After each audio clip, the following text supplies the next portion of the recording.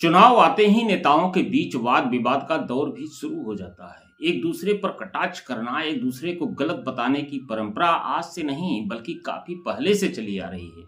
आरोप प्रत्यारोप का दौर जब शुरू होता है तो खुद को बेहतर बताने के लिए नेता दूसरे पर लांछन लगाना शुरू कर देते हैं। भारतीय जनता पार्टी के भदोही से सांसद रहे रमेश बिंद का टिकट काटकर जब मझवा विधायक डॉक्टर विनोद कुमार बिंद को टिकट दिया गया, तभी उनके स्वागत समारोह में औराई विधायक दीनानाथ भास्कर ने तंज कसते हुए रमेश बिंद को नकली और विनोद बिंद को असली डॉक्टर बताने लगे।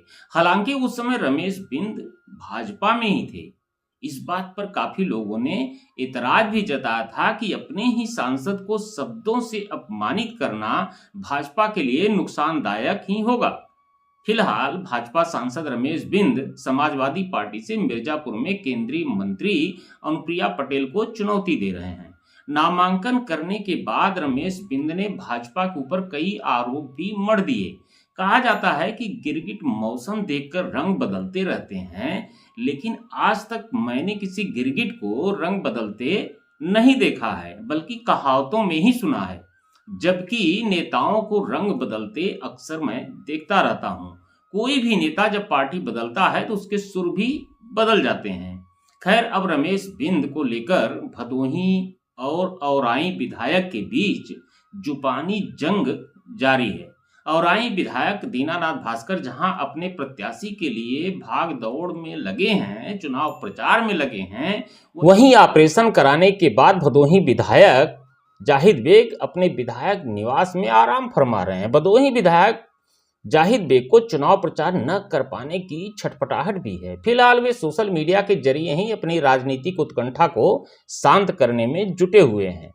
रमेश बिंद ने जब सपा में शरणागत हुए तो किसी ने कमेंट किया कि दीनानाथ भास्कर भी पाला बदल सकते हैं। इस पर औराई विधायक दीनानाथ भास्कर ने प्रतिक्रिया देते हुए कहा कि वे पहले भी बोल चुके हैं कि आजीवन भाजपा में रहेंगे और उनका अंतिम संस्कार भी भाजपा के झंडे में ही लपेट कर किया जाएगा। भास्कर ने कहा, जाहिद बेग और समाजवादी पार्टी को रमेश बिंद मुबारक हो। हमें ऐसे व्यक्ति को अपने साथ रखने की जरूरत नहीं है। समाजवादी पार्टी दोहरा चरित्र अपनाती है। समाजवादी पार्टी ने जब अनुसूचित जात जनजाति के लोगों की नौकरी में आरक्षण का सवाल आया था, तब अखिलेश यादव, राम गोपाल यादव, दरोगा सरोज, विशंभर निषाद आदि नेताओं ने बिल को फाड़ने का काम किया था। भास्कर ने समाजवादी पार्टी को दलित विरोधी पार्टी बताया। भास्कर यहीं पर नहीं रुके, बल्कि कहा कि समाजवादी पार्टी के ही एक नेता ने कहा था कि डॉक्टर अंबेडकर का संविधान लिखने में कोई योगदान नहीं रहा है। कहा, समाजवादी पार्टी अनुसूचित जाति के लोगों को जमीन बेचने में परमिशन शब्द को हटाना चाहती थी। तब मैं समाजवादी पार्टी में अनुसूचित जाति जनजाति आयोग का चेयरमैन था। मैंने सरकार को नोटिस जारी कर दिया था। मैंने विरोध किया था, तब कैबिनेट से यह फैसला वापस लिया गया। दीनानाथ भास्कर ने कहा कि वोट लेने के लिए यह लोग पीडीए बनाए हैं, यानी पिछड़ा, अकलियत और दलित। बहुजन समाज पार्टी भी पहले बहुजन हिताय का नारा देती थी, फिर अपने लाभ के लिए सर्वजन कर दिया और फिर चुनाव आते ही जब समर साथ छोड़ रहे हैं तो बहुजन की बात कर रही है। समाजवादी पार्टी और बसपा दलितों को झांसा देने का काम कर रही है, लेकिन पिछड़ा और दलित समाज भाजपा के साथ है। समाज को आवास, शौचालय, राशन आदि सुविधाएं मिल रही हैं। किसानों को नहरों में पानी मिल रहा है। दलित और पिछड़ों को मुफ्त बिजली मिल रही है, मुफ्त गैस सिलेंडर मिल रहे हैं। सपा के पीडीए से सवर्ण भी नाराज हैं। क्या सपा और बसपा को सवर्णों की जरूरत नहीं है? रमेश बिंद पर कटाक्ष करते हुए औराई विधायक ने कहा कि उनके कार्य को भदोही के लोगों ने देखा है, मझवा के लोगों ने भी देखा है, अब मिर्जापुर के लोग भी देख लेंगे।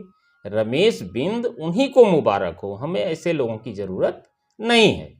आपको बता दें कि औराई विधायक दीनानाथ भास्कर बहुजन समाज पार्टी के संस्थापक सदस्यों में एक रहे हैं। कांसी राम के साथ मिलकर उन्होंने बसपा को खड़ा किया था, लेकिन बसपा की कमान जब मायावती के हाथ में आई तो उन्होंने मायावती के ऊपर नीतियों से भटकने का आरोप लगाना शुरू कर दिया और खुद को बसपा से अलग कर दिया।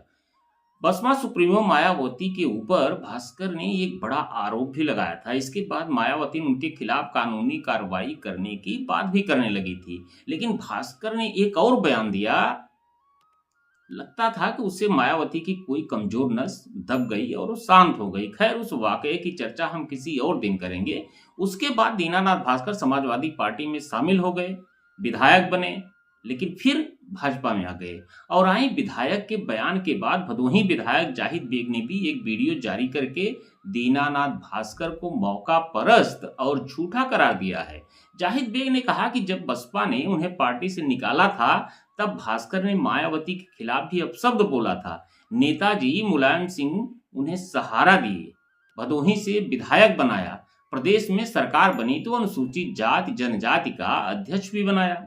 2009 के उपचुनाव में एक संदेश देने के लिए भास्कर का टिकट काटकर पासी समाज को टिकट दिया गया। सपा के टिकट पर मधुबाला पासी चुनाव जीती। कहा कि भास्कर की आदत है, जिस पार्टी से निकलते हैं उसके खिलाफ जहर उगलना शुरू कर देते हैं। बेग ने कहा कि समाजवादियों की जब केंद्र में सरकार बनी, नेताजी मुख्यमंत्री बने, मिर्जापुर भदोही से मेरे पिता यूसुफ बेग सांसद बने, तब सरकार ने मंडल कमीशन या आयोग जो है लागू किया था। मंडल आयोग के विरोध में भाजपा ने सरकार से समर्थन वापस ले लिया।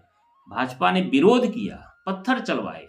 1993 में जब नेताजी मुलायम सिंह यादव सीएम बने तो पंचायती राज व्यवस्था लागू किया। उस वक्त यूपी के 904 ब्लॉकों में एक भी दलित ब्लॉक प्रमुख या जिला पंचायत अध्यक्ष नहीं था।